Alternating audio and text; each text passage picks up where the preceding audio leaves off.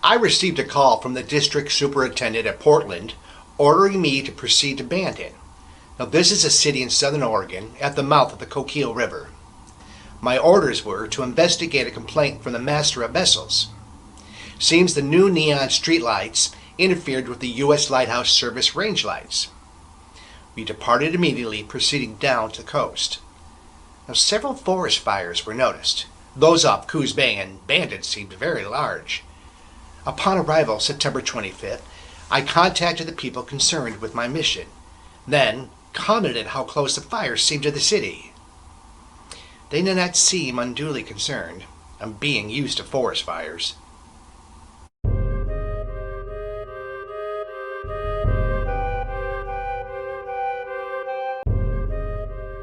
We moved to Albert Sneed's ranch a week or two before Christmas, 1935, into the worst shanty we had ever tried to winter in. The walls were only an inch thick, and in places only the thickness of the wallpaper. But we were happy to get back on a ranch. Millie soon had the little 3-room shack looking like a bandbox. I never saw such a contrast between the outside of a house and the inside. It was a surprise to everyone that entered it. The depression was ending like a great thaw. We could breathe a little deeper and look further ahead without fear. The future looked good for the first time in 6 years. We had a barn full of hay, and the winter feed on the hill was ample for the dairy stock. On the morning of September 26, 1936, Millie and Grandpa and I went to Coquille. Grandpa mentioned on the way that it looked like a bad day for fires. In Coquille, I had 3 back teeth pulled. As I came out of the dental parlor, Grandma had called and said to hurry home because fire was coming over the East Hill. With Grandpa and a big supply of groceries, we hit for home as fast as we could go. The air was the driest I had ever felt. in Oregon. A hot east wind was blowing.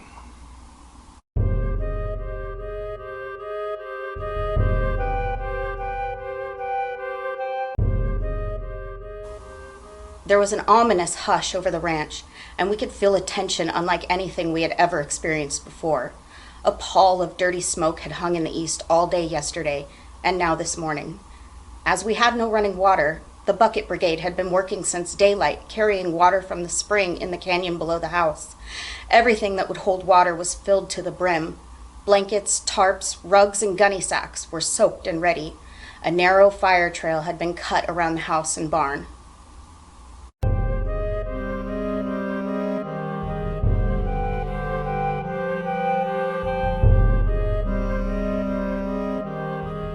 Home to us was a 13-room house that we lived in while taking care of the elderly man, Mr. Hunt, who owned it. It had been an apartment house at one time. There was a large orchard, a small barn, 3 chicken houses, a pig pen, and a 30-foot thickly matted cypress hedge all along the whole front of the property. My parents had always had quite a time trying to meet the expense of rearing their family, but this year, with only 2 of us kids left to feed and clothe, and Daddy with a good job, they had managed to become more prosperous than ever before. They had bought all the school clothes my brother and I would need for that year, and all our supplies, too. Oh, we felt so good to think we had several hundred quarts of fruit, meat and vegetables canned, pickles in big stone crocks, all those jams and jellies made, and that luscious sauerkraut in still another crock. We felt so rich with this, with a large flock of chickens to supply us our eggs and chicken to eat, 2 cows to give us milk and cream, 2 pigs for our bacon, an orchard full of ripe apples all ready to be picked and stored for the winter.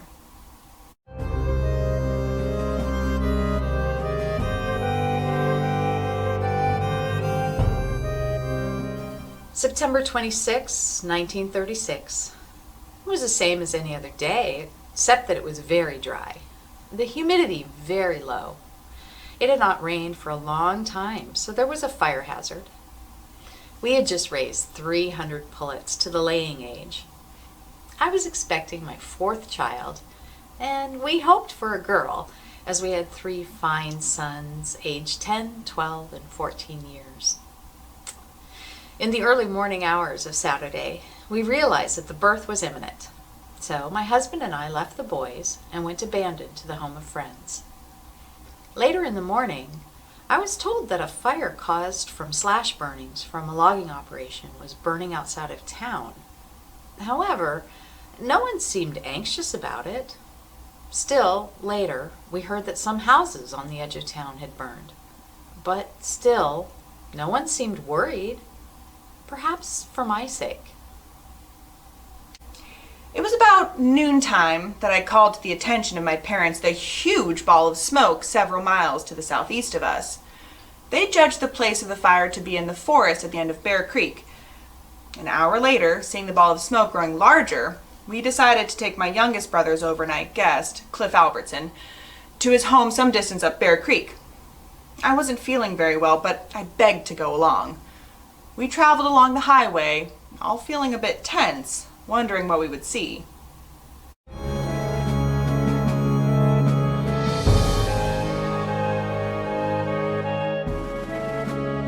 Then it came, blazing over the ridge through the old-growth timber on the east above the house, jumping from tree to tree. Faster than a horse could run, Dad said. Funnels of flames shot through the air and ahead of the main fire, raising sprays of sparks. A fiery inferno charged straight at us. The fire had cut off the only road out. We'll all have to backfire, Dad said. It's the only way to save us all. He and my 2 older brothers, Gilbert and Pete, along with Mr. Williams, who had come from Idaho with his family to visit us, rolled newspapers and paper bags into torches and spread out along the glade north of the barn. They set a jagged line of fire in the huckleberry and rhododendron bush, then hurried back to the buildings. They would have to help the women and children fight the inferno along the trail there. But my brother Gilbert and Mr. Williams had been separated from the rest of us, and no one knew where they were. The female firefighting crew consisted of my 2 cousins, Mrs. Williams, and their 2 teenage girls, Gilbert's wife Doris, my mother, Ethel, and my sister Eva, who was a new bride. My twin sister and I were just 12 years old, so Dad boosted us up onto the house roof. He handed us buckets of water to put out the flying embers as they landed on the dry cedar shakes. I had to douse water over my head once when a fiery branch fell on me.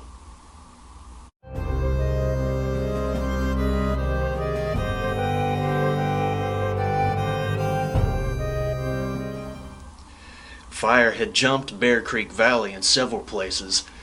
The nearest fire to any of the buildings at that time was within a few feet of the upper hay barn. Hazel, age 15, was working as hard as she could, kicking burning boards off the fence that was connected to the big barn. Her work there saved the barn, and she let 6 heifers onto the bottomland where the grass was too green to burn. Hazel and a neighbor also saved the upper barn. I told Millie that our only hope was to build backfires. Grandpa and I set one backfire after another, trying to keep the fire from the buildings.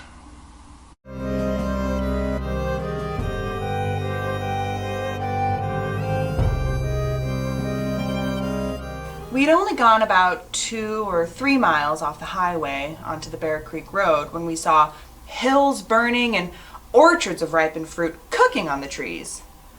We kept going, trying to get Cliff home, but the farther we went, the more dense the smoke became, and the closer the fire was to this graveled road. Large cinders kept falling from what seemed to be nowhere and turning the tinder dry grass into a rolling ball of flame. I felt our old truck come to a stop and heard my parents discuss whether they should take the chance of going on or not. But Cliff was sure he could make it on foot, as he was very worried about his family. While we were sitting there, not wanting to let him go on alone, we saw a farm go up in flames. The barn had held the winter supply of hay for the cows that were caught in it and burned to their death. The farm owner had turned them loose, but the few that got out burned outside. 2 horses were turned loose also, but like the cows, they burned. One horse managed to stagger across the road in front of our truck. He was aflame and suffering with every step, only to die as he reached the other side of the road. It all happened so quickly, the animals were crazed with fear. That was enough for us.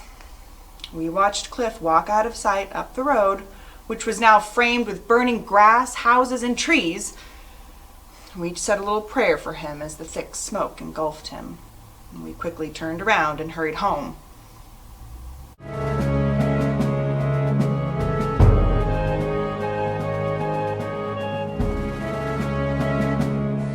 Our eyes were red and swollen from the heat and the smoke.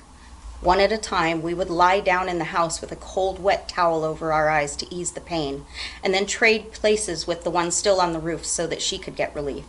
A cottontail rabbit ran out of the blazing brush and into the leg of our neighbor who was helping us save our property.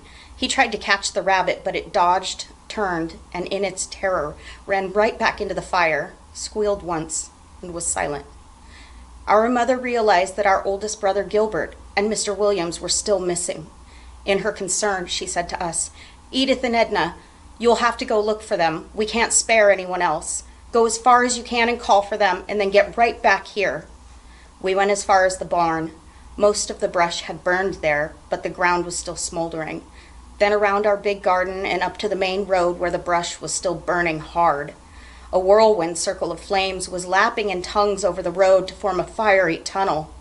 I remember hearing Edith scream as she ran back down toward the house.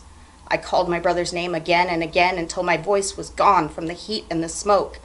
Mother's mouth was grim in a straight line when we came back without Gilbert.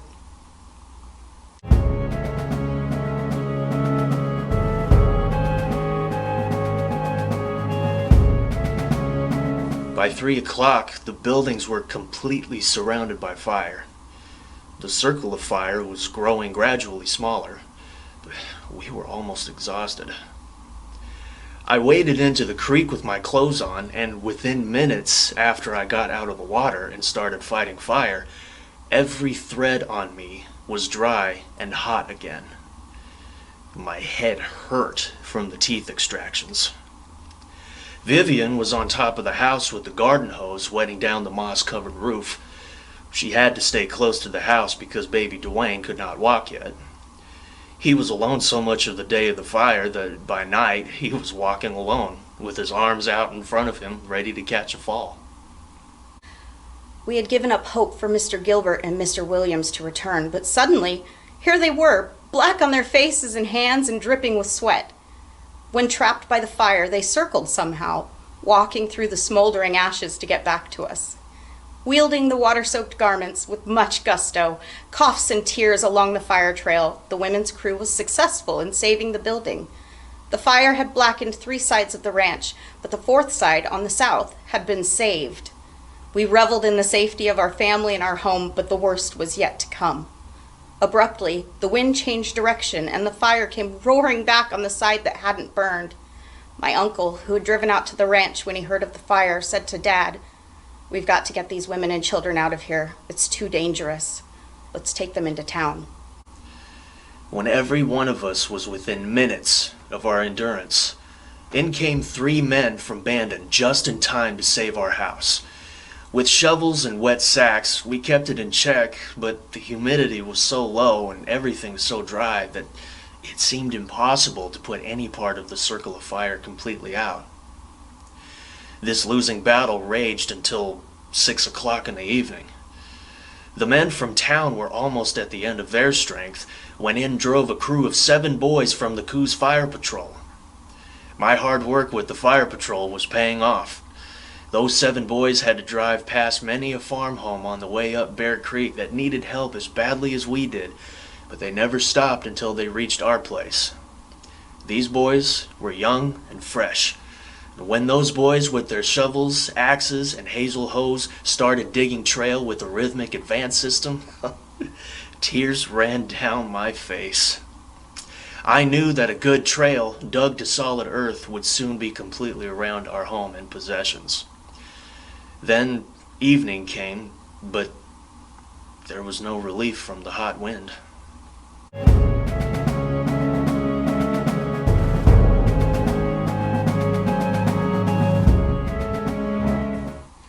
It would have been dark, I think, if not for the fire glow, when 4 carloads of us in 1 logging truck left the ranch in single file on a nightmarish journey that none of us will ever forget. Even with a solid wall of flame on both sides of us and the car's lights on, it was almost impossible to see the road in the dense smoke. Gilbert's wife, Doris, was driving the car we were in. I heard Edith whisper urgently over and over, "Go faster, Doris, go faster." It was terrifying to creep along so slowly when our lives were in jeopardy every inch of those long 5 miles to the highway. Miraculously, only 1 car caught fire. Eva had very little driving experience, but was driving her new husband's car, with Mother giving her advice and moral support. If anyone could keep a cool head in a time of emergency, it was our strong pioneer Mother. 1 side of the back of the car was blistered where it was burned. In one place, a large burning tree blocked the road. The men, with their arms wrapped in shirts, were trying to lift it. Our cousin Gladys jumped out of Uncle Coleman's car and tried to run. Uncle caught her half out of her mind with fright. She screamed and grabbed Uncle around his neck. He couldn't see to drive, couldn't pry her arms loose either, so he had to slap her hard in order to calm her down. Gladys's sister, Madeline, who was paralyzed from the waist down, was almost as calm as Mother.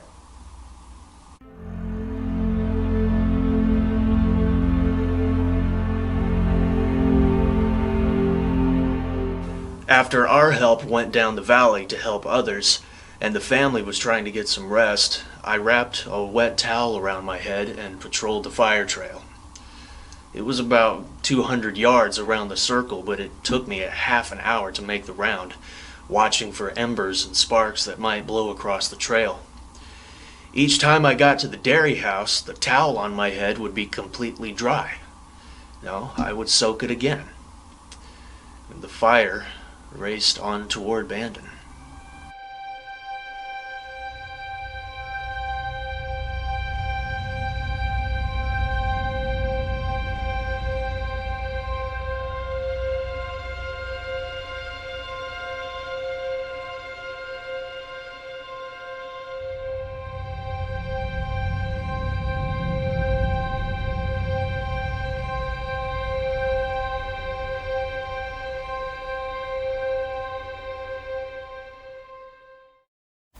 The day was peculiar, the wind blowing erratically, a few minutes from the south, a few from the north, switching seemingly, without rhyme or reason, to east or west. The atmosphere was oppressive, so that one felt as if he had a heavy chest congestion. Fires had been burning in the surrounding hills for several days. Smoke was dense, and everyone felt uneasy. Evening came, and Dad went out to see how things looked. Stepping outside, he rushed back in with a shout. The fire had spread into town rapidly, and the next block was flaming. We were already cut off from the highway. My baby was born at 4:40 p.m., and after taking care of the baby, Dr. Lucas came in my room, kneeled beside me, and said, "It's a fine boy." He knew how much we wanted a girl, and for a moment I didn't answer. Then I said, "Well, perhaps he will be a greater comfort to us than a girl would have been." It started to get dusk, and I noticed the embers and ashes falling outside the window. As I watched, the wind sucked the lace curtain outside, and I thought it would surely catch fire. My heart was in my throat, for the baby's bed was next to the window, and I called to my friend, who came and lowered it. By now it was getting dark, and I could see the red sky, and the people came in and were talking in low tones in the kitchen. After we had gotten back from Bear Creek, we couldn't help but glance every so often at that great billow of rolling smoke, each time getting larger and closer, creeping around directly to the south of us. We were uneasy, but had no idea of it ever coming even close to us. But all too soon, those horrible flames found the acres and acres of Irish gorse just to the south of us. The wind that had fanned the flames west now turned toward the north, sweeping the flames toward doomed Bandon. By this time, I was pretty sick with the flu and a temperature of 103, and needless to say, my mother had put me to bed. My father and my brother Carl were hosing down all the buildings and that huge hedge. Everything was dripping wet. I could hear the water fall from the eaves as I lay there, wishing I could get up.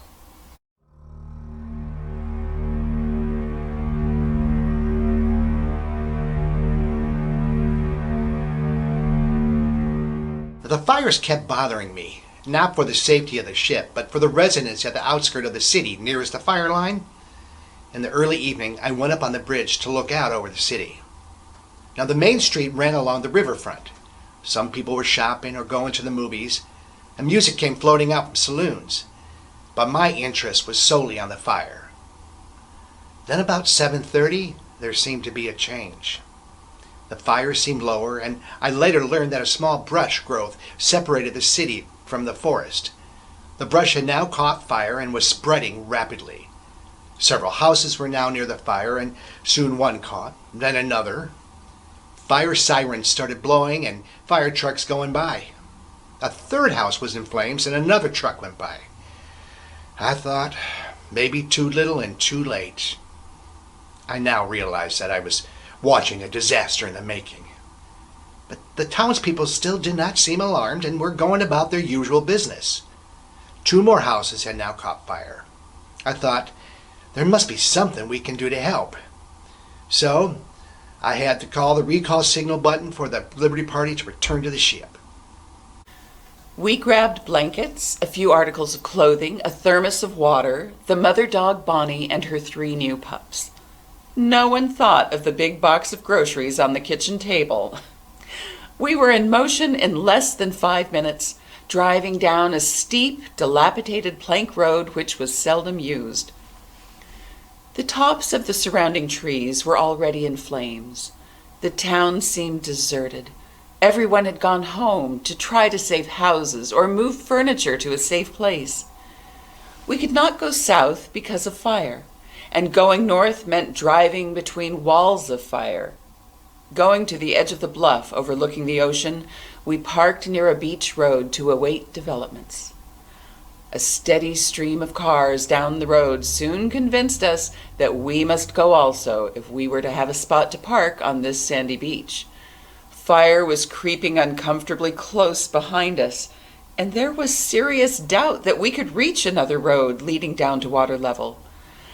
So down we went, over a road which I had declared I would never drive under any circumstance.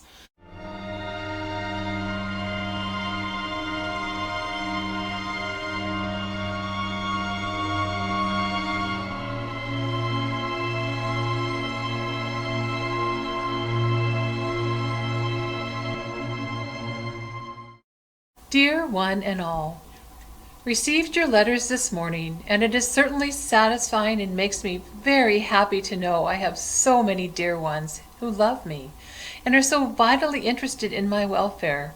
And let me say that while we haven't a material article left in the world other than the clothes on our backs, I still have the love of the ones I love, plus the courage to start anew. There had been, for several days, fires up on Bear Creek, about 5 miles east and south of Bandon, but had been kept more or less under control until Saturday. Then it seemed that about 6 p.m. a brush fire started in the southeastern outskirts of town, but that seemed to be under control until nearly 11 p.m., when it became alarming. Even at 10 p.m., when we went to bed, while there was a deep redness in the sky, we really had no idea of its seriousness. But at 10:45, after a short sleep, the increased denseness of the smoke must have awakened me, so I called Floyd and we put on our bathrobes and went out on the porch to take a look. We then realized the seriousness of it, for we judged that it was about by the grammar school, only 7 blocks away, and the wild east wind was furiously fanning the fire toward the ocean. We glanced at each other simultaneously, said in words to this effect, "My gosh, let's get a wiggle on!" So we hurriedly dressed, awakened Bill, which was hard to do. I finally said, "We have to hurry, Bill, the town is on fire." He answered, "Let her burn, I want to sleep." Well, we let her burn, but we picked Bill up bodily and carried him to the living room and dressed him. By then he was pretty much aroused.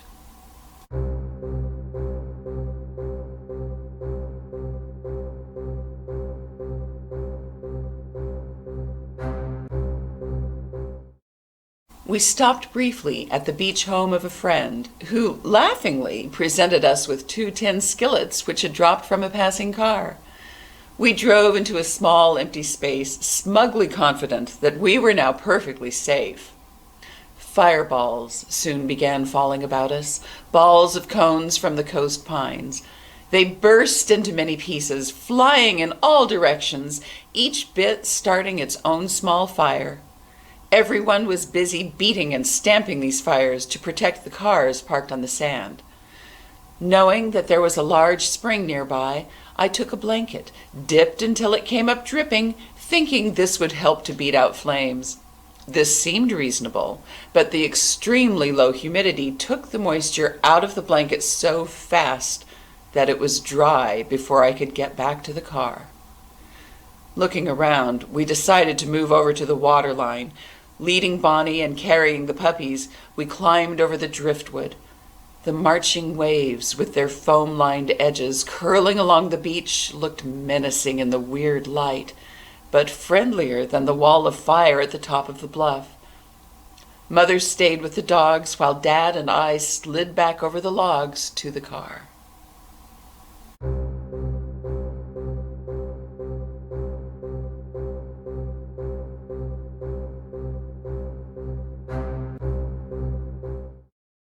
About 9 p.m., I was told that the roof was afire and that we would be taken to the fireproof Westland Hotel, which was below the bluff in the business district, and that we would be safe there, as the fire would not come down over the bluff. Our friends, Reverend and Mrs. Laurie, their little girl Wilma Jean, and the baby in a basket were taken in a car. I was placed on a folding cot and taken in an ambulance to the hotel. My cot was carried by 6 men up a long flight of stairs to an east room, graciously given up for me by a very kind lady. The shades were drawn, but Wilma Jean kept pulling them back and looking up the bluff, and finally said, "Mommy, Daddy, The fire is coming right downtown. I can see it. We prepared to leave, and thinking that we might need some drinking water, someone gave us a large whiskey bottle, label resplendent, which was filled with water. I placed it and some women's feminine products under the covers in the baby's basket. I was carried back downstairs. A Greyhound bus was stopped by the curb. Highway 101 being on fire on both sides, the driver offered to try and take us down the Beach Loop Road to our home. Into the bus we went. But when we had gone about 2 blocks, the driver was told that the Beach Loop Road was also on fire. So he backed the bus up near the hotel and in front of the Coast Guard station dock. All of a sudden, my mother rushed into my room, hustled me out of bed, and helped me into the first clothes she could find, which happened to be some old play clothes that I had been playing house in that day. We had no electricity by now, so in the dark we hurried past all of my new school clothes. I automatically grabbed my doll buggy with my doll in it as I was rushed out of doors. My father had parked our truck on the outside of the hedge, and I was told to stay in it. Carl tried frantically to turn his pigs loose, but they would not leave the pen. So he had to leave them to help my father drive the cows out an unfamiliar gate. They finally succeeded, slapping them on the hip to go where they could. The men rushed to the chicken coop while large burning sticks were falling all around, setting the grass afire. But they couldn't make the chickens understand that they must get out. As it was now 11 p.m., a time when all chickens feel they should sleep. To add to the confusion, Mr. Hunt wanted to go back into his house, crawl into his bed, and burn with it, as this had been his whole life. My mother nearly pulled his wrist in two to keep him from going in, when finally Daddy was free to help her.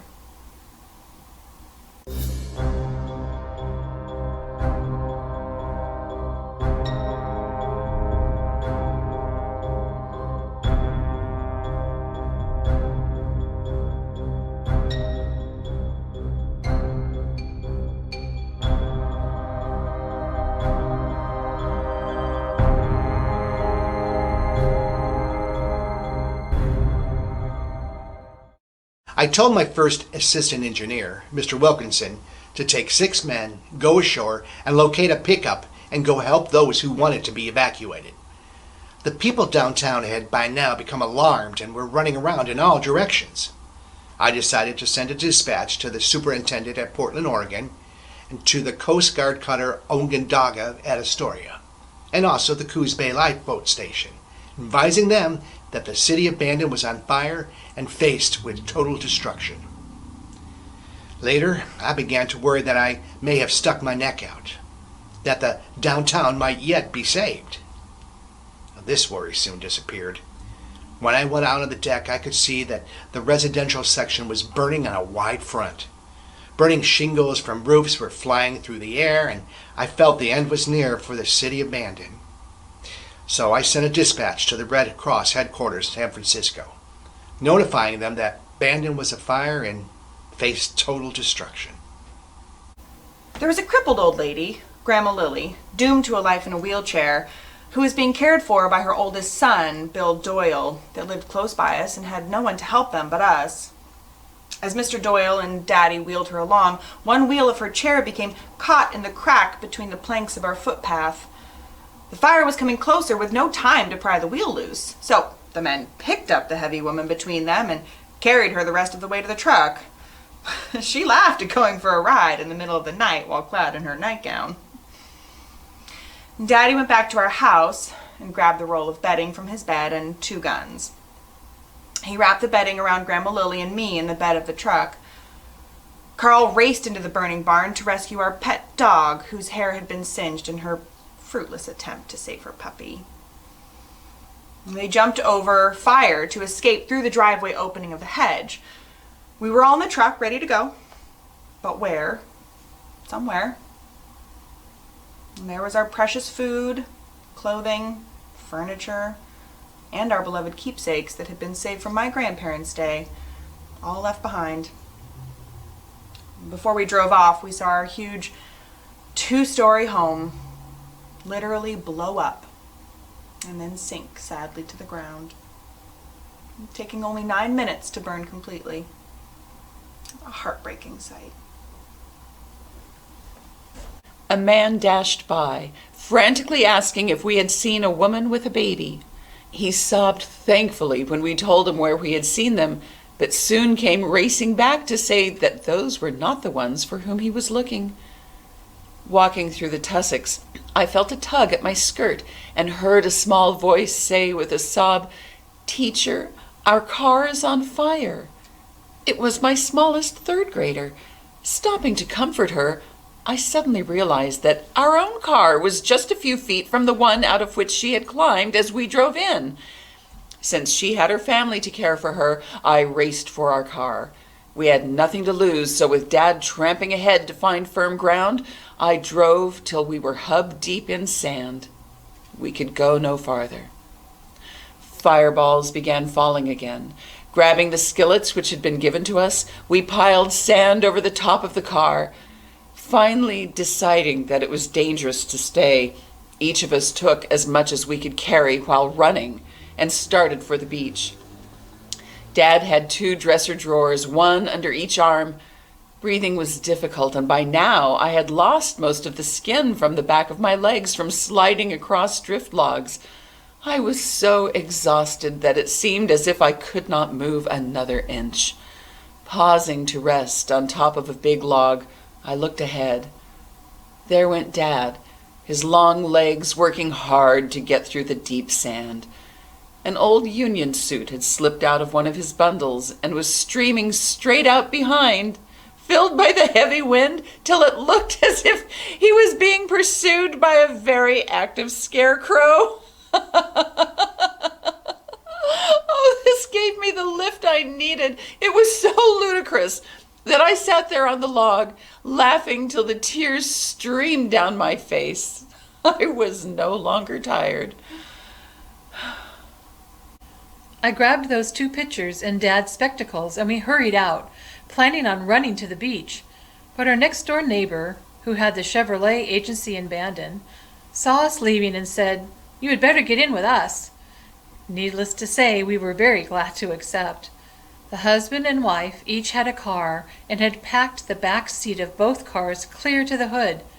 So Bill and I got in with her, and Floyd and our dog Tacky rode with him.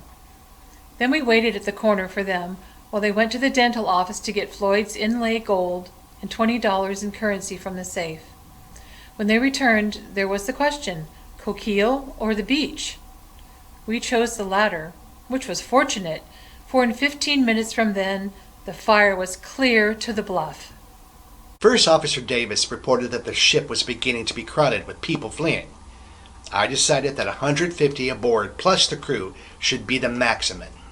The overflow to be ferried across the river in our small boats. All this was to avoid panic should burning debris land on the deck among the people. I then decided to make a trip to the telephone office. On the way, saw the hospital being evacuated. Some patients were being taken to the ocean beaches. At the phone office, there was only one operator. She had one line open, but expected it to go soon. But true to her creed, would stay until the end. It went out soon after. I told her that the ship would take over communication with the outside world. On my way back to the ship, I saw grocery stores throwing out canned goods and other foodstuffs for people to help themselves. Further on, a little boy was sitting on the sidewalk holding a goat. "What are you doing here?" I'd asked.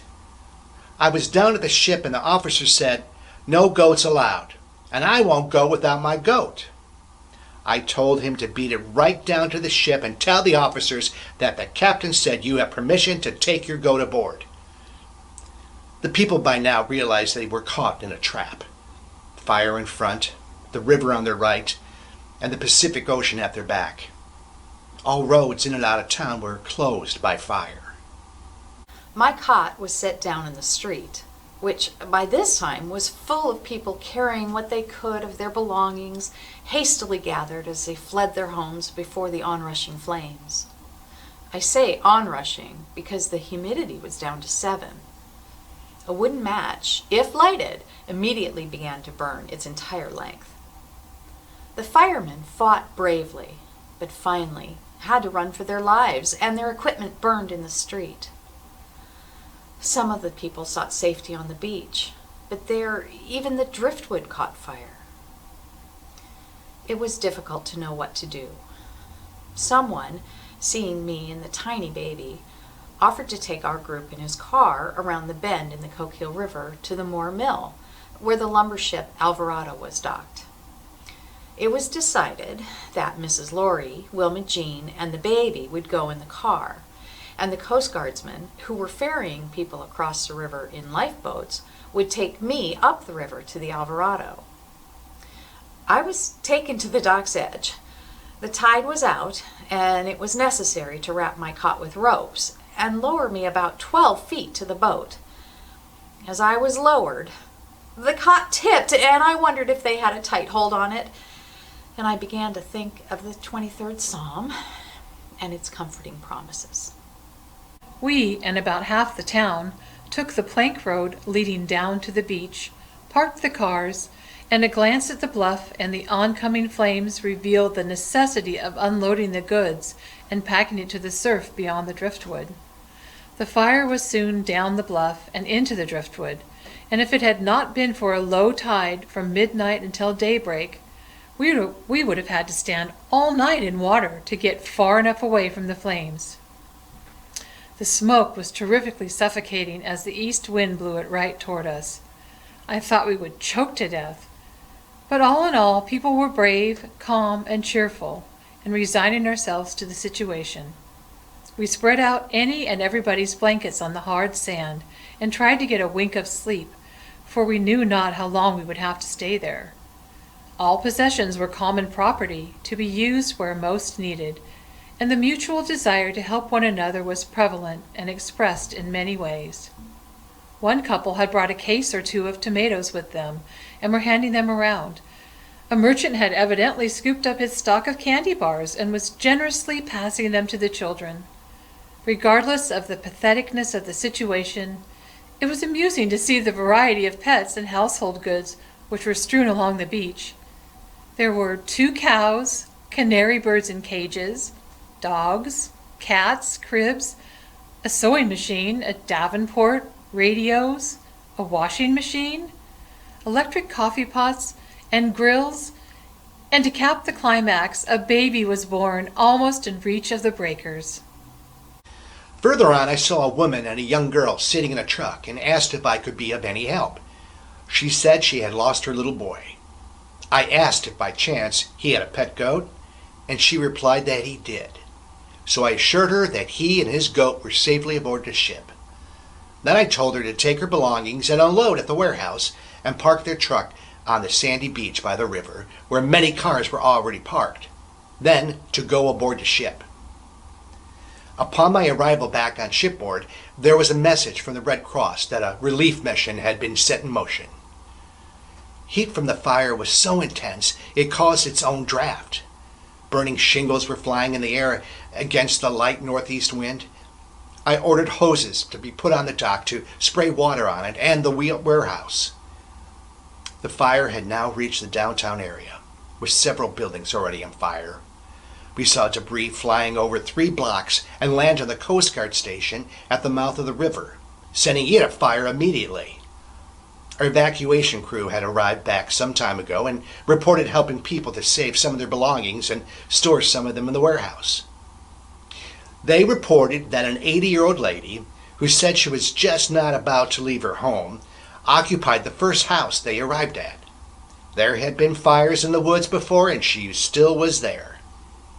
A detached garage caught on fire while this conversation was going on, so she finally agreed to leave, but only if she could save her brand new refrigerator. This was done. It was getting mighty hot, and all were suffering from streaming eyes and smoke inhalation. Nurses from the local hospital board were passing around and taking care of us. God bless them.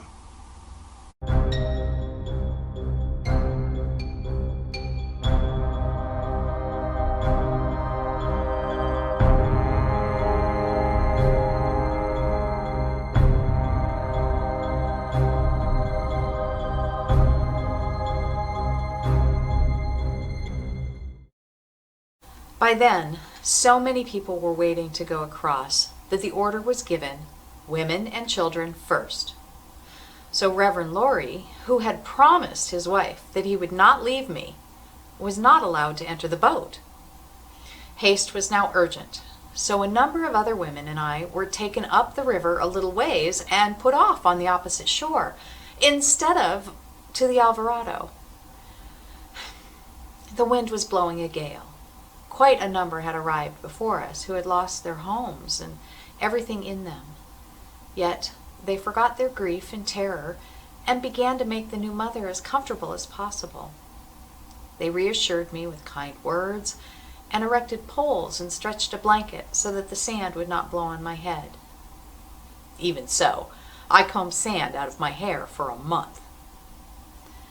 I lay there and watched the fire devastate the buildings on Main Street, and cars on the burning docks fall into the river as the docks and pilings burned. I watched the refrigeration plant and the food lockers blow sky high, and the Westland Hotel, where I had felt so safe a while before, gutted by fire. I watched the Coast Guard building burn.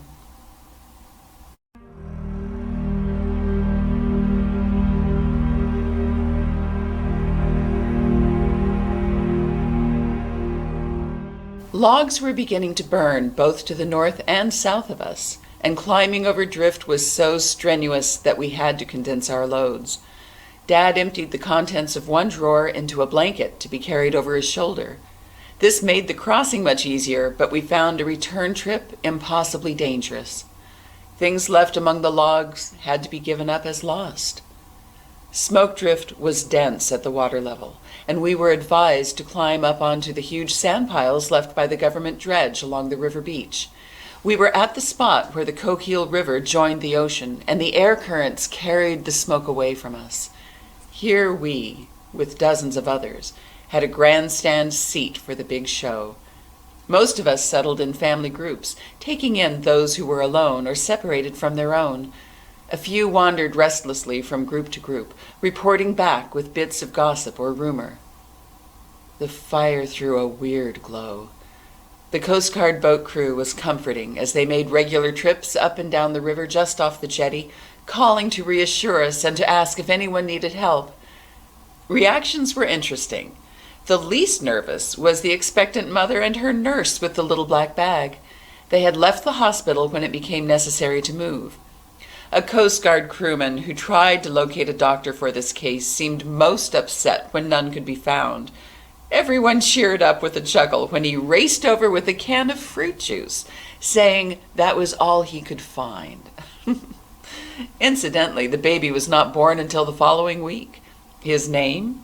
Sparky, of course. A garage man sobbed from exhaustion and frustration because he was unable to save the cars in his burning building. There was no safe place to put them. There was nothing left for us to do but go. As we drove to the highway, we could see other homes burning, people running, screaming and crying. We had almost decided to go through town to the waterfront, but that way was a flaming inferno. So we thought our best bet was to go east on the highway toward Coquille. The hills on both sides of the highway were ablaze. We hardly needed headlights at all. We made our way to the little Bear Creek grocery store that was at the junction of the highway and Bear Creek Road. We found most of Bear Creek a roaring blaze. My family decided to stay there and help where they could, as all of the Bear Creek people were our friends. Daddy and Carl went out to help fight fire, while my mother put me to bed on the floor in our only bedroll, and then she put her nurses training to work by helping the other women doctor the smoke-filled eyes and wounds of the weary firefighters. I had the crew standing by the lines ready to cast off on a moment's notice. Burning debris was falling in the river and some near the ship. It was about time for us to leave. Flames were reported coming up between the planking on the far end of the dock. I still thought I should hang on a little longer, as there might be one poor soul come running down the street. I had just ordered the fire hoses taken aboard when we heard an awful scream from a man in the second-story window of the hotel across the street from the ship. Before I could say a word, Seaman Davis grabbed a ladder hanging in the fore rigging and out of the gallery came the cook, Johansen. Both men jumped on the dock. The crew sprayed them with water, and when they got to the hotel, it was discovered that the ladder was about 4 feet short of reaching the window. Johansen grabbed it by the lower rung and hauled it up to the window while Davis climbed on his back, then up the ladder. The man was drunk and insisted on coming out head first, but Davis would have none of that, so bopped him one lightly on his jibboom, and then he saw the light and came feet first. Johansen lowered the ladder and the two men gently to the ground. The victim was carried to the ship, and all three sprayed along the way. The smoke was pouring out of the warehouse by now and by the dock, and I ordered us to cast off immediately, and none too soon. Our loss, one ladder. Our gain, one life saved. But again, there had been that one last man. He later told us he had been smoking in bed, and when he saw the Holocaust said to himself, "My God, did I start all of this?" We assured him that he was not guilty.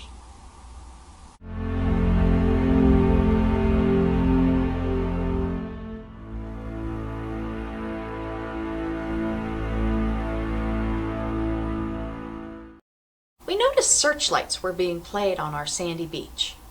They seemed to be directed from the ships by the lumber mill.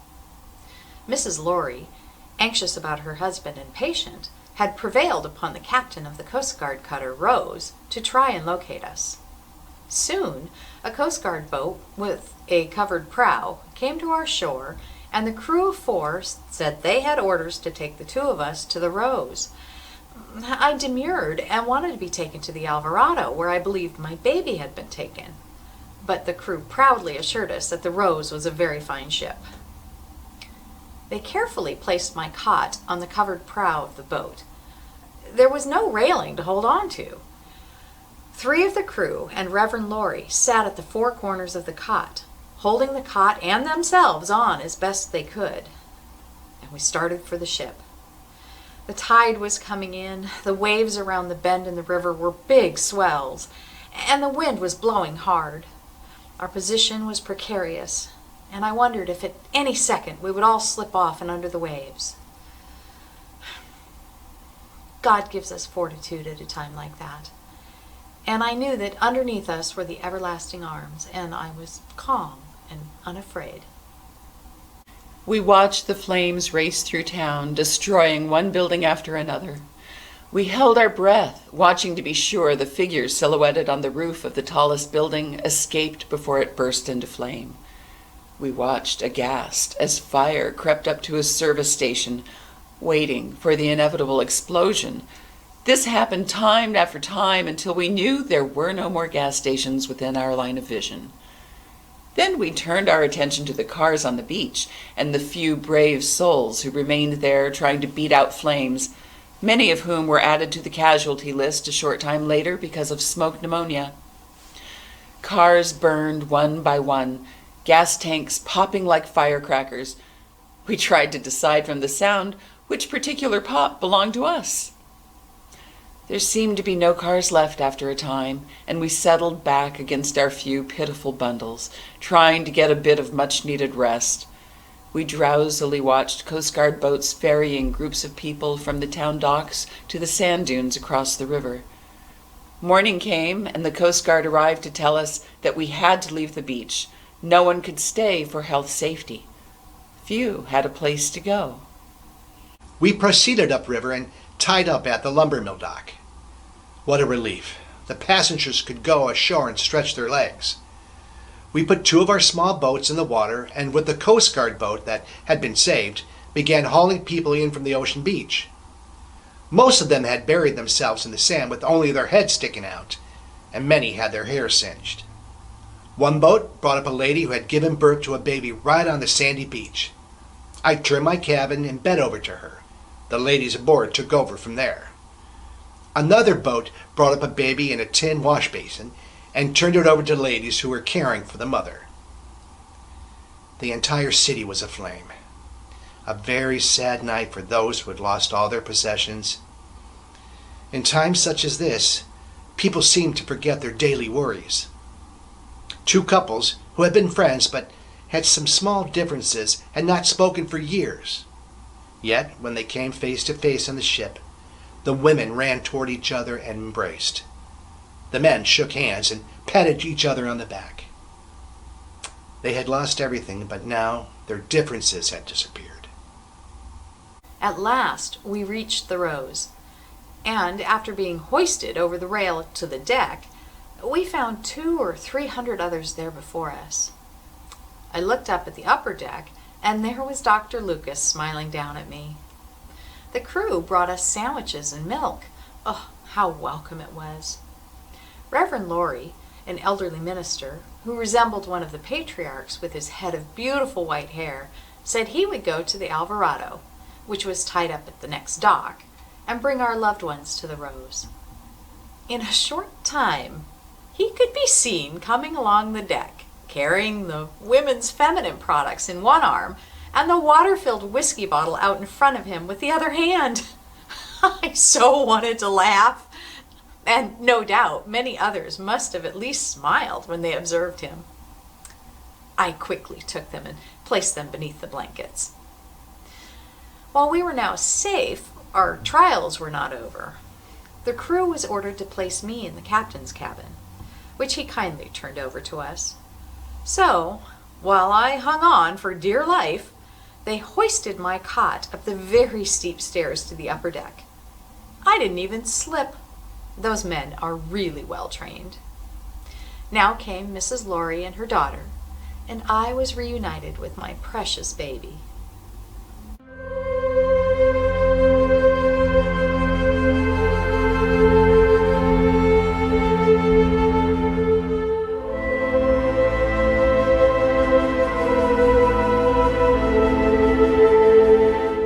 Friends wandered by.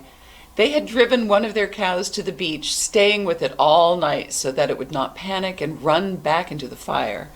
The milk which they shared with us was delicious, and we again felt equal to facing new situations. The Coast Guard was taking groups from the beach and carrying them to the mill docks at the north end of town. We had to walk to the upper end of the jetty to find a spot where it was possible to enter a boat. This meant crossing a portion of the still smoldering river beach. The ashes were uncomfortably warm through our shoes, but not dangerous if we stepped carefully. The dogs had to be carried, but since we had no baggage except a small handbag, this was no problem. We were told that everything else must be left on the beach. There were many people, and the boats were small. All baggage was left in a beach shack under careful guard. Since we refused to be separated, we had to wait for some time, but were finally tucked into a rowboat and taken up the river to the lighthouse tender Rose. The Rose was not a large boat, but looked huge from the bobbing rowboat with no climbing ladder available.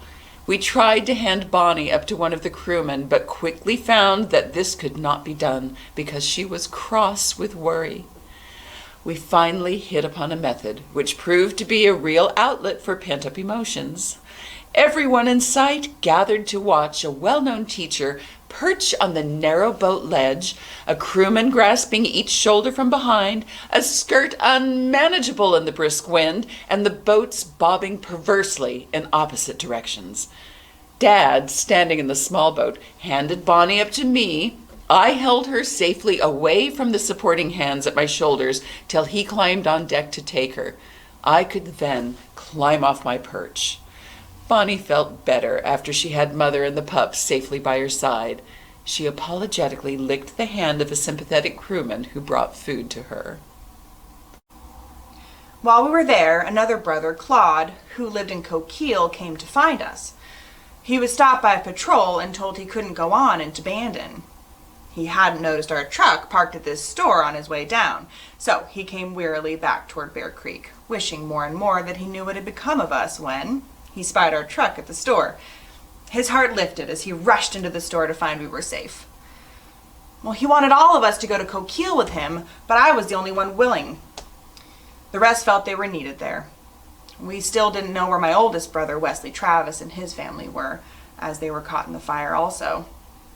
Later, we found they had gone to his in-laws' home, who lived across the highway from Erdman's meatpacking plant, to help them save their home. As I rode with Claude, I felt lonely without my parents with me.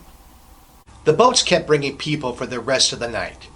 The ship's cook and mess attendants served sandwiches and coffee all night and for a full 24 hours. By mid-afternoon of the next day, the roads had become cleared enough for Red Cross trucks to come rolling in and started unloading tents. Tables and shelves were set up for clothing, shoes, food, and, in fact, just about everything that was needed. What an efficient organization the Red Cross is. To them, I say, well done. Aboard ship, I said, let's splice the main brace. By daybreak, the surf was threatening, urging us to retreat, and luckily this was possible, as the embers had sufficiently cooled to allow the transferring of the goods back into the cars, that is, into those that were left. About half of them were burned. The ones we were in were unharmed, and by about 8 a.m. we started out for Coquille, bedraggled and with swollen eyes. Not swollen with tears, but with smoke and fire. As we passed through town, I noticed the spot where our house had stood. It was reduced to a bed of ashes with the exception of the fireplace, which loomed up into space and on which still stood a dainty little vase, undisturbed. In certain places on the road to Coquille, there were leaping flames on both sides of us, but anxious to get into civilization, we sped through the inferno and arrived at Coquille at about 9 a.m. There, we got in touch with Gladys Price Ashworth, who kindly agreed to take care of Tacky. Floyd and Gladys locked him in their garage and then returned to the hotel where Billy and I were waiting for the bus. Let me explain that Tacky had never been to Gladys's before, but not more than 10 minutes after Floyd and Gladys returned to the hotel, in gallops Tacky. He had dug his way out of the garage and nosed his way back to the hotel and Bill. Then, in his confusion, he went up the stairs to the balcony where the ladies' restroom was, and either because he realized he was in the wrong pew, or perhaps it was because he was used to jumping out of our bedroom window. Anyway, he gave a leap and landed down in the hotel lobby. And characteristic of the spirit and courage displayed by everyone all through the disaster, Tacky picked himself up and cheerfully wagged his tail, as much as to say, you can get a good dog down, but you can't keep him there. About 7 a.m. Sunday, September 27, the Red Cross workers arrived. All the elderly and ill were to be taken to the hospital in Coquille. Baby and I rode the ambulance. There was fire on both sides of Highway 101, and the driver drove very fast so that the windows would not burst. As we neared Coquille, we could see smoke billowing from the hills, and asked the driver if we shouldn't go on to Myrtle Point or Marshfield. He said the situation was the same there. At the hospital, there were beds in the corridors. The shades were drawn, and the lights on. My bed was next to a window, and after a while I pulled back the shade and looked out. Although it was noon, it was dusk, and ashes were falling like snow. There was a tense atmosphere as nurses went about their duties, trying not to show their anxiety, knowing that they might have to start evacuating their patients at any time, and to where.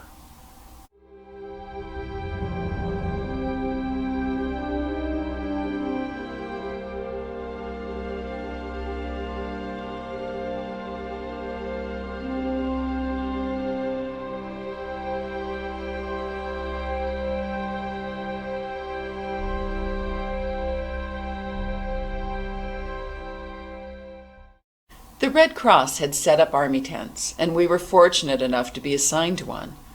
Here we were very comfortable with army cots, cardboard boxes for tables, and blanket dividers for walls. Living in Tent City was a real experience. It gradually grew until its 80 tents seemed like a small town. There were definite inconveniences, but the residents were surprisingly cheerful. At first, there were a few whose pride simply could not face eating army style at the facilities set up by the Red Cross. It wasn't long, however, before these people were carrying their share of the burden, and their families no longer had to take the food to their tents. After a short time, it was considered safe for us to go to the beach and to wander around town if we stayed away from the danger areas where burned buildings had not yet been pulled down. We found our car in good condition and worked it out of the sand with considerable difficulty. Then we went to the building where he had been told to store our baggage. Much to our surprise, we found that the dresser drawer, which Dad had carried so carefully, the contents of which had been hurriedly dumped into a blanket for easier handling, did not belong to us. It took some time, but we finally located the grateful owners. What became of the drawers and the boxes we thought we were carrying, and where did we get the wrong one? This is one of those questions for which there is no answer. The next day, Claude was told that Coquille was surrounded by fire. I was more worried than ever, but finally on Monday, we were allowed to go back to view this terrible spectacle and to sift through the yet smoldering ashes of our once comfortable home. Bandon was nothing but a mass of twisted metal and melted glass, with many lonely fireplaces standing here and there like tombstones, with only a few buildings spared. We found half of our huge cast iron bathtub melted completely away. Melted glass where our winter's supply of canned food had been. My piggy bank, with only a few coins in it, melted together. Our upright Edison phonograph mechanism was gone, but the records were a pile of very fine ashes, all in such good order that you could read the name of the top record and see all of the tiny lines. Our once beautiful garden was now a plot of soil that looked as though it had been swept by a broom. The apples were burned on the trees, of those that had not been burned to the ground. Our pigs were so badly burned that they had to be killed. We did find our cows down on the Coquille River Road, which certainly was a welcoming sight.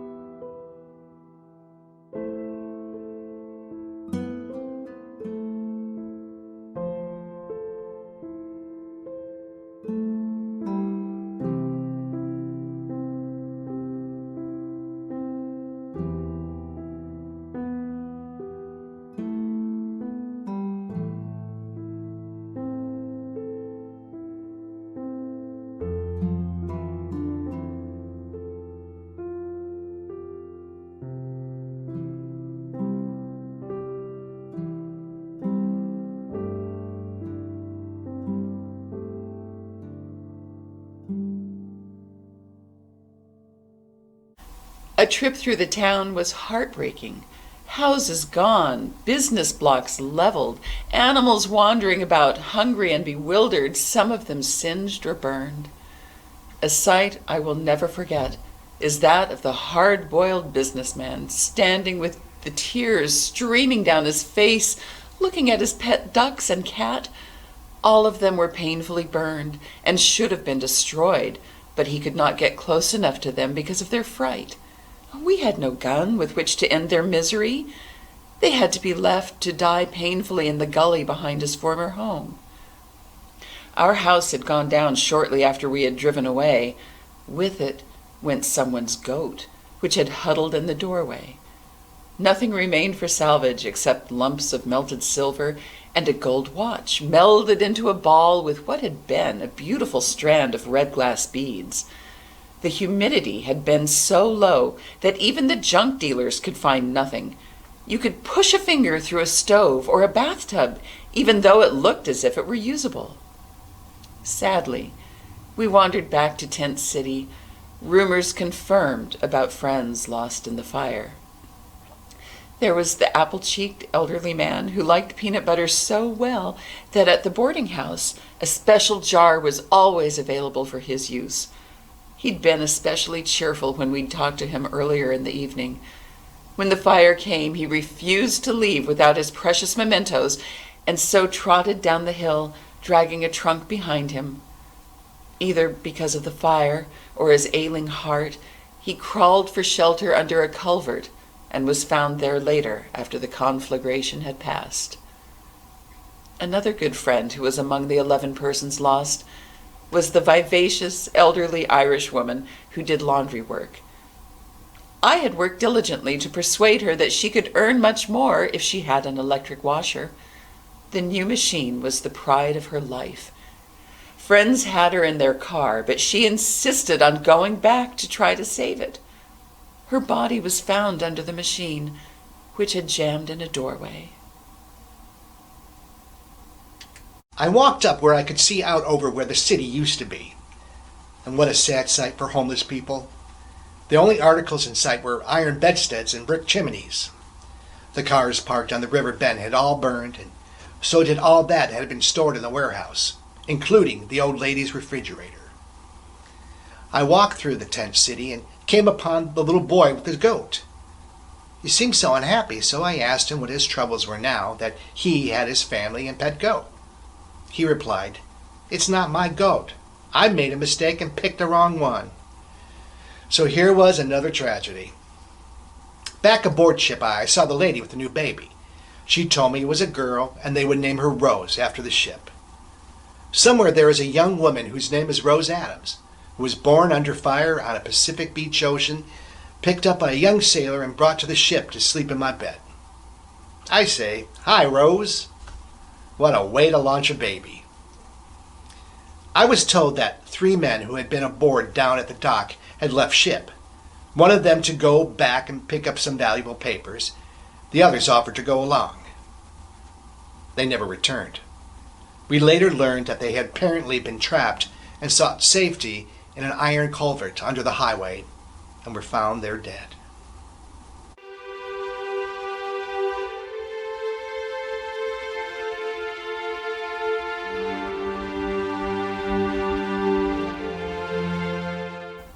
Somebody loaned us a square circus tent, and the Longshoremen's Union gave us some lumber for a floor to put it on.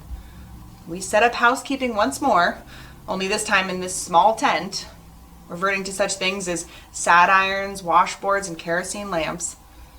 Because of this tragedy, I learned to use all of these things, which otherwise I probably wouldn't have. We set up this little tent just north of where we'd lived just a week or so earlier. What a difference in the size of these 2 homes. But there were hundreds of other people in the same spot from which we all picked ourselves up from the ashes and started over again, with the aid of several service organizations. By Tuesday, the danger was over and the baby's father came and found us. He had returned home Saturday as soon as the baby was born to be with our other 3 sons. And it was not until Monday that he was able to learn whether we were safe or what had happened to us. He and the boys had been fighting to save our home in Pullets, and they had been barely successful. But theirs is another exciting tale. I wonder if there was ever another baby who, before he was 14 hours old, had been in 9 different places. The house where he was born, an automobile, a hotel, a bus, another auto, a lumber ship, a Coast Guard cutter, an ambulance, and a hospital. He was promptly called Sparky the Bandon Fire Baby by the townspeople and newspapers. The first week went by rapidly, filled to the hilt with Red Cross work. They were interviewing families so that there could be replacement of essentials where insurance had not covered the loss. This might be homes, furniture, clothing, or other necessities. Whatever was received seemed like a heaven-sent blessing. In the meantime, distribution of emergency supplies continued, and I could be useful. There are many memories of contacts made this week. Those who asked for what we knew was more than their fair share. Those who were afraid they were taking more than they should, fearing that others might be shorted. The happy smile on the face of the chubby old man when I could give him one of the first pillows to arrive. He had never taken anything he had not earned, but neither had he ever before had to sleep without a pillow. School began at the end of the first week after the fire. Since the elementary building had been destroyed, partitions were built in the high school gymnasium. The acoustics were fine, but built for gymnasium efficiency. The partitions were only 10 feet high. The result was that the children could hear the teachers in other rooms better than their own. This led to many laughable incidents. My third graders were using a pet rooster as an art model. Like other pet models, he was very cooperative. However, he couldn't resist a big crow. The entire building became very quiet. The children wanted to be sure of what they were hearing. Obligingly, he gave an even louder crow, and they were really convinced. How everyone did laugh. The rooster had a chance to go home a bit early so that classes could go on undisturbed. Floyd stayed with me and Bill until the bus left, then enlisted in the first aid service at Coquille, and now is in Bandon as there have been many calls for a dentist. Don't know what he intends to operate with unless it is with pliers or hammers, but no doubt the Red Cross has sent instruments and supplies. This is so mild compared with my list of life's experiences that starting at the bottom again will be more or less of an interesting game which I have the opportunity of playing. I said we lost every material article, but we'll take that back, for as we hastened out of the door, I grabbed that good snapshot of Mama, that framed picture of Dad with the poem beside it, and then ran back to the bedroom for Dad's glasses. So that is not a bad setup to start housekeeping with, is it? We have faith in Bandon and its possibilities, and are going to start up again as soon as we can get some equipment and a roof over our heads.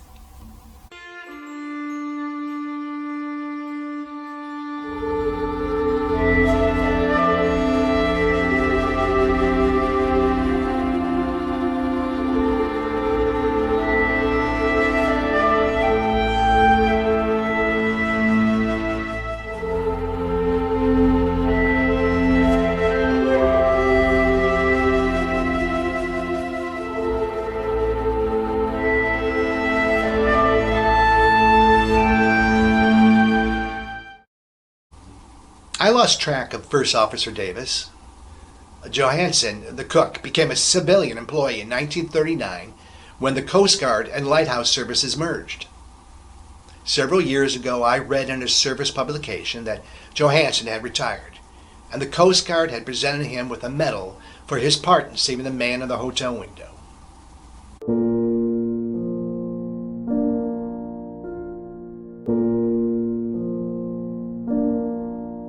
The redeeming feature that I saw the next morning after the fire was my family safe and our houses and barns saved. The rest was gloom. Our team of horses was burned so badly that they had to be shot. All of our winter grass on the hills was burned. Albert's total wood supply for the winter was all in ashes. It had taken him most of the summer to cut it with a cross-cut saw. I did not see how I could hope to ever get out of a debt after such a blow as this. Albert Sneed, at 80 years of age, was the hero of the day. He did not ask the Red Cross, the government, or anyone else for help. It is an actual fact that he was out sawing on red cedar logs for fence posts before the logs were cool from the fire. And with spirit like that, how could any of us even think of giving up?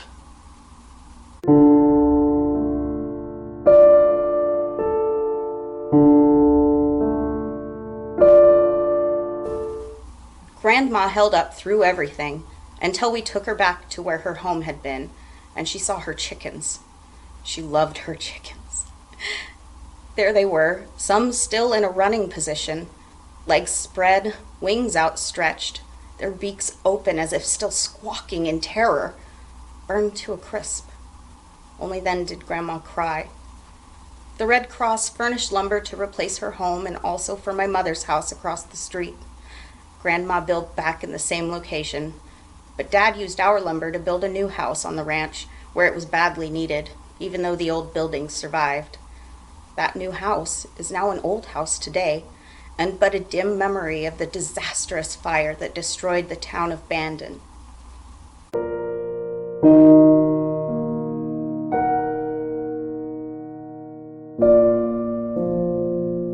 I was only 9 years old, but well do I remember that horrible feeling of being driven from my home and not knowing where to go. And it seems now like it was only a horrible nightmare.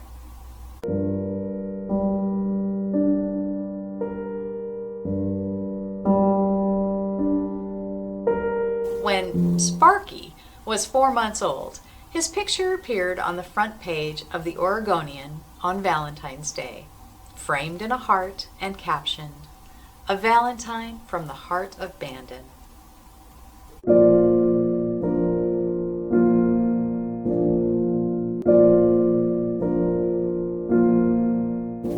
Time went by rapidly, with residents gradually finding or building living quarters. Tent City and the Red Cross Kitchen were kept open as long as necessary. Luckily, at the end of 6 weeks, we found a place which was for sale.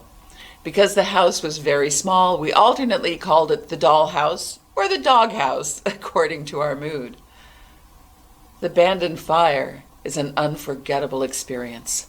We would not undergo such an adventure willingly, but as long as we were on the spot, we were glad that we had not missed it.